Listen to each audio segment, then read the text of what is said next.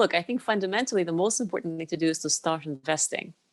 And having a very long-term view is super important, and also sort of self-evident when you're young because you have a very long life ahead of you. And so at this stage in your life, I would say you should be thinking about equities.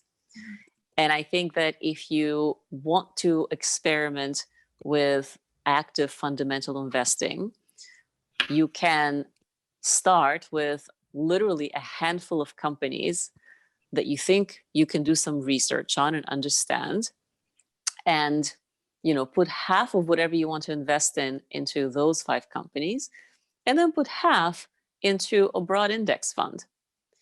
Because a broad index fund, whether it's European or UK or something else, it'll give you a lot of exposure over time. For example, the FTSE is actually really good index because it has so many global companies in it. So you get exposure to most of the world anyway, but it'll give you really good training mentally. And also I think it's more rewarding emotionally and intellectually if you do some work on a handful of companies that you think are going to be winners over the long term, that are doing the right thing, that are led by the kind of people that you admire and respect, and that have a reasonable valuation. So, let's not all pile into Tesla, but have something a little more original. But there's some great UK brands. There's some great European companies that you probably know a little about and could know a lot more about. Look at Kering, for example, right? Look at LVMH. They've been through a tough time with the pandemic.